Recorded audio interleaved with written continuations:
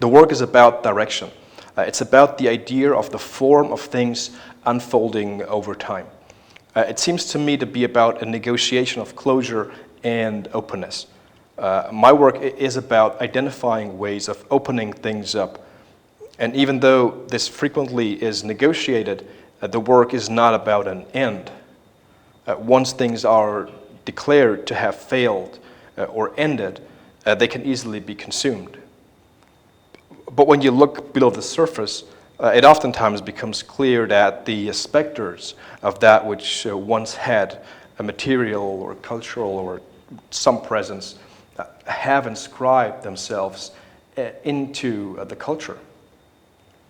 I'm interested in a critical evocation of those kind of ghostly gaps within the culture, which are not necessarily the more obvious ruptures or even traumatic distortions within the unfolding of history, but quite often that which is disputed, so to speak, whose significance isn't repressed, but whose problematic status blurs the idea of a stable position within a cultural whole. I'm generally very interested in calling into question notions of stability. When you look at this work in particular, it's all about text, but the signifiers are accelerated, distorted, stretched to the point of disintegration. They fall apart. So already on a formal level, meaning is destabilized.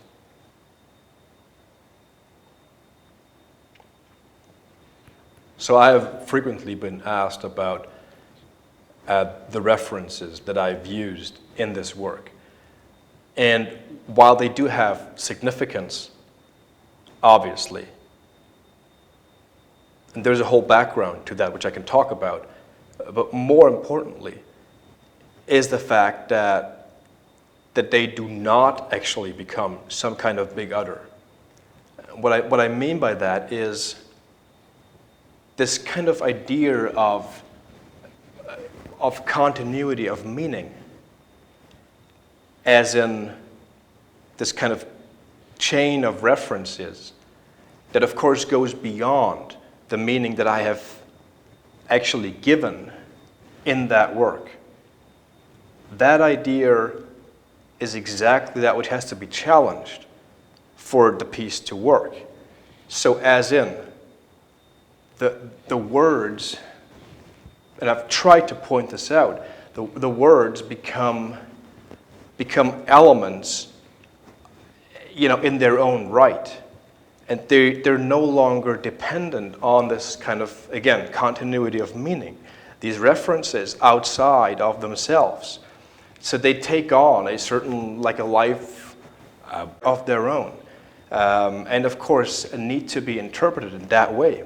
So I think the piece is very much dependent on that.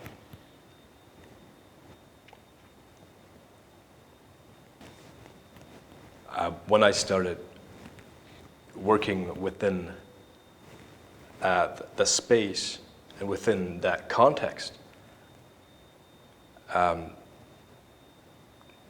like oftentimes for me, in art, you're in between a strong commitment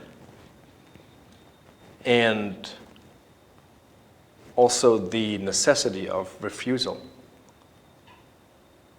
So without wanting to, narrow this down to a more simplistic kind of binary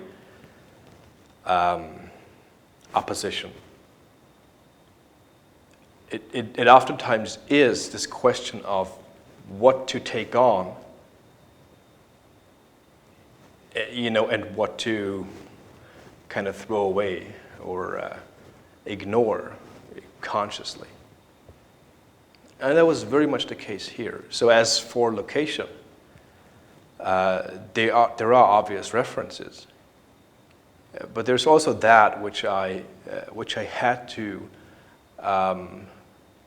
kind of try to forget about. I think it's a very interesting, although obvious idea that there is no neutrality in typography. I'm talking about a certain Western idea of typography right now, going back to Latin. But of course, once a letter takes on a certain shape or form, there is this access information that you can never get rid of. So I tried to, I was looking for clarity as far as the font is concerned. But then that, font and that idea of clarity is, of course, undermined in the work in a very strong sense. So I was interested in that kind of tension. To me, ideas of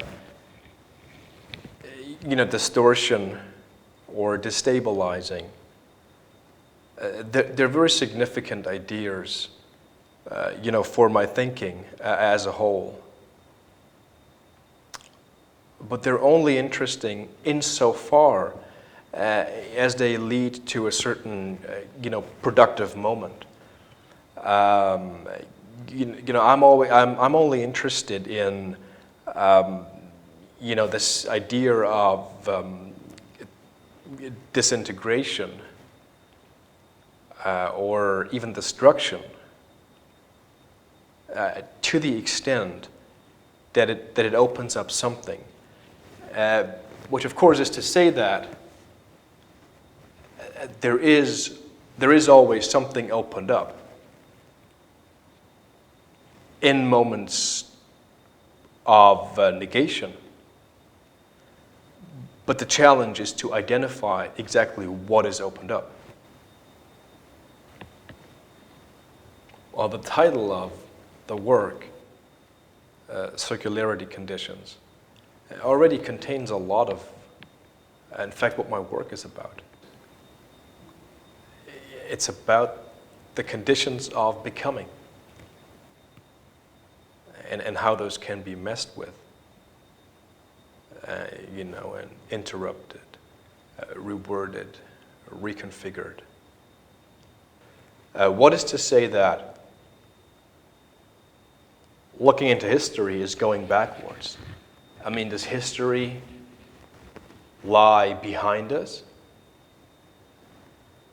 Maybe history is in front of us. I don't know. But I would certainly want to challenge these overly simplistic notions of linearity.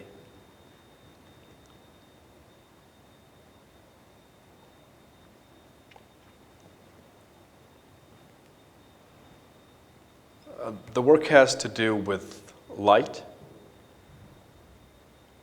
with the idea of light, the concept of light. And that, of course, it does refer to physics, and certain ideas of how, light becomes constitutive of the world, as in the universe. So it seems to be a sort of a hard boundary. But at the same time, there is, there is a religious connotation.